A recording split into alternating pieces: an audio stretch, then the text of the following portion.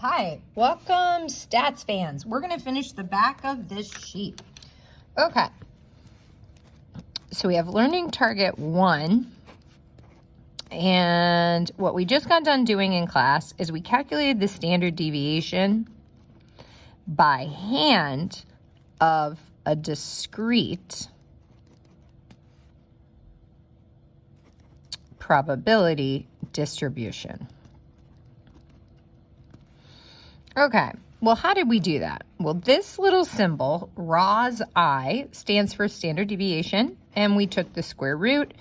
Once we added all up, the x values minus mu, or our mean, we squared that and we multiplied by the probability of that occurrence. So that's what we did. Now, the other way to look at that is we have this value squared. That's also called our variance. So this value tells us our variability. Now in class, we calculated the average amount of wage somebody in class made based on their card and the typical amount that that your wage varied from that mean or average. Now, how can I then use that information to apply it to any location in the distribution? And you might be thinking back to finding areas under the curve. So let's take a look. The second learning target that we're going to tie back to is the probability for a continuous random variable.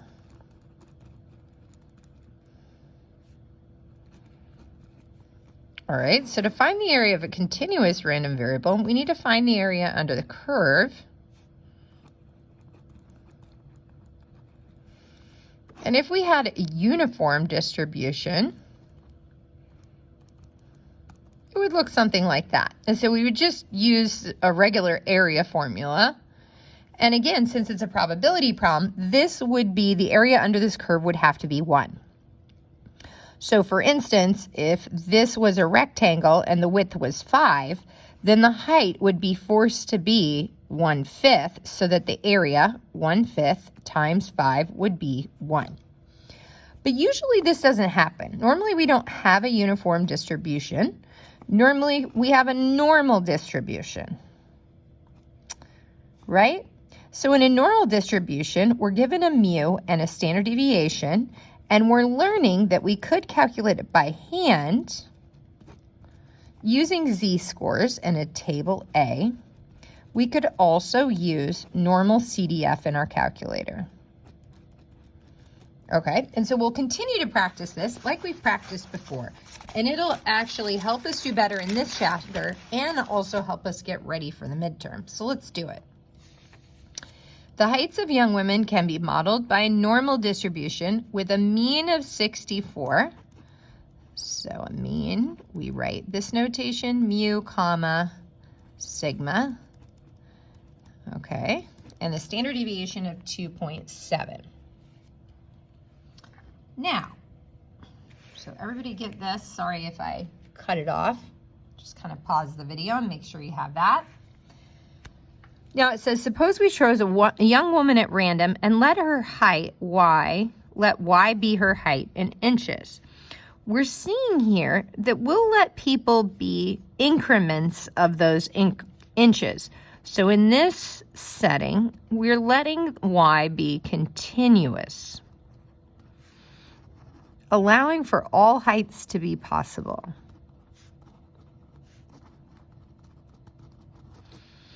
All right, so interpret what the standard deviation would mean.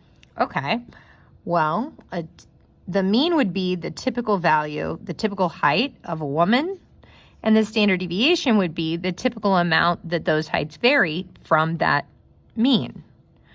So writing that down, what we just said,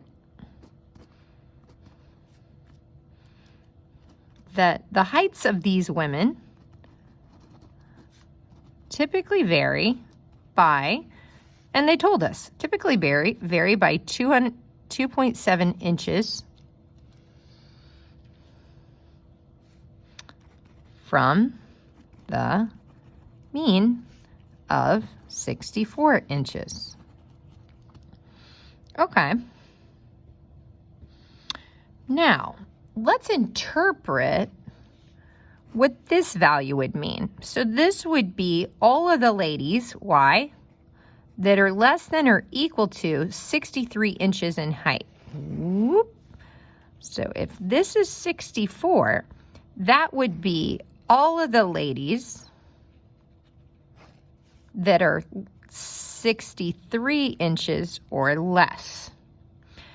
So once again, if we have a normal distribution, and that's our standard deviation, we could calculate Z,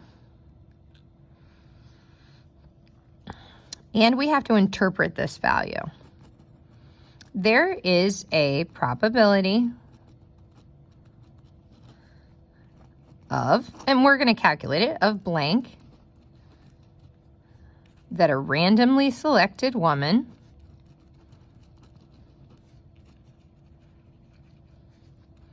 is less than or equal to 63 inches. So that's what this value means that I'm about to calculate with my normal CDF. So let's turn the calculator on. And if you're at home without a calculator like this, you can just Google stats calculator. So normal CDF, lower bound. Well, in our picture, I have no lower bound, all possible. So I can let this person be super, super short. My upper bound looks like 63 inches. So I'll leave that crazy low number. Upper bound is 63. My mean height is 64. And my standard deviation is 2.7. Okay. So we want to tell the grader this is how we calculated it. So we're going to write down what we see on our screen. Normal, CDF, a really low number for our lower bound. The upper bound was 63. That's the tallest person I'm interested in. 64 was my mean, and 2.7 was my standard deviation. The value I get is here. So that's what that means. The probability, the area under this curve is 0.3555. So that's the probability that a randomly selected female is less than or equal to 63 inches in height. Now, let's take a look at number 4. It says, what's the probability, once again, a typical woman is 64, that they fall between 68 and 70? So that's somewhere over here. So I'm trying to find, well, what's the area of the curve between 68 and 70, and interpret this value. So again, here's my mean and standard deviation. I can use my normal CDF calculator to calculate my lower bound. This time is 68. My upper bound is 70. My mean is still 64. And my standard deviation is still 2.5. So let's see the likelihood or the probability of that happening.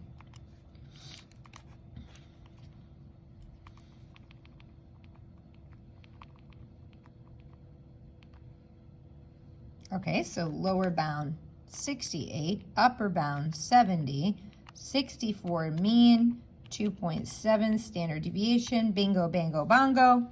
Very low percentage, a little more than 5%. So let's interpret this value. There is a probability of 0.056 that a randomly selected female is between 68 and 70 inches. Awesome. Thanks for joining us. See you next time.